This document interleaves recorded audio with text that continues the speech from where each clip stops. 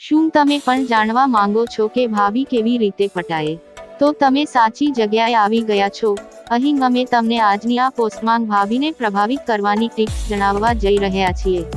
જો તમે પણ કોઈ ભાભીને ઇમ્પ્રેસ કરવા ઈચ્છો છો તો અહીં તમને ભાભીને ઇમ્પ્રેસ કેવી રીતે કરવી તેની ફોર્મ્યુલા આપવામાં આવી રહી છે, જેના દ્વારા તમે કોઈ પણ ભાભીને કંટ્રોલ કરી શકો છો। આ માટે તમારે આ ટિપ્સનો ઉપયોગ કરવો પડશે। ટિપ્સ નંબર 1, તમારી ભાભી સાથે રાખો।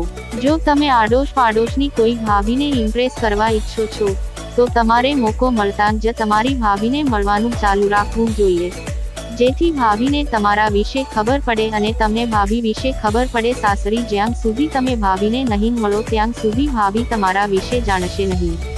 તેથી ભાભીને મળ્યા પછી તેની સ્થિતિ ચોક્કસપણે જાણવી જોઈએ। જ્યારે તમે તમારી ભાભીને શોધી શકશો, તમારે સમય શોધીને તમારી ભાભી સાથે વાત કરવી જોઈએ।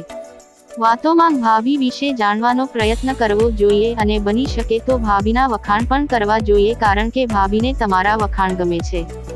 ટિપ્સ નંબર 2, તમારી ભાભીને સ્મિત આપો। કોઈ પણ છોકરી કે ભાભીને ઇમ્પ્રેસ કરવાની સૌથી અસરકારક રીત એ છે કે તેની ભાભી સામે હસવું અને તેની આંખોથી ઇશારા કરવી। આવું કરવું એ તમારા પ્રથમ પ્રેમનો સંકેત છે। જ્યારે તમે કોઈ પણ ભાભીને આવો સંકેત આપો છો તો તેનો જવાબ મળતા જ તમે સમજી જશો કે ભાભી ચૂકવા તૈયાર છે। ભાભીને ઇમ્પ્રેસ કરવા હાવભાવ કરવાની પણ એક રીત છે। ઉદાહરણ તરીકે, જો તમને પાડોશીની ભાભી ગમે છે તો જ્યારે પણ તમે તમારી ભાભીને ક્યાંક જુઓ તો કંઈ પણ બોલ્યા વિના ફક્ત એક નાનું સ્મિત આપો।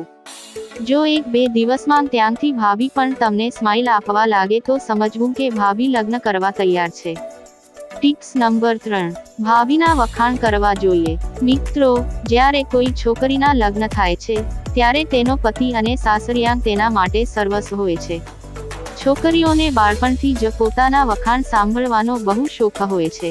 તેથી જો તમે ભાભીને ઇમ્પ્રેસ કરવા ઈચ્છો છો તો તમારે તેના પણ વખાણ કરવા પડશે, જેના દ્વારા તમે ભાભીને મેળવી શકશો।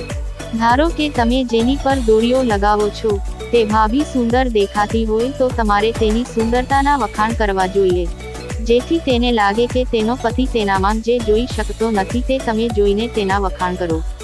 આમ કરવાથી ભાભી તમારા તરફ આકર્ષિત થશે અને તમને તમારી ભાભીને ઇમ્પ્રેસ કરવામાં બહુ તકલીફ નહીં પડે।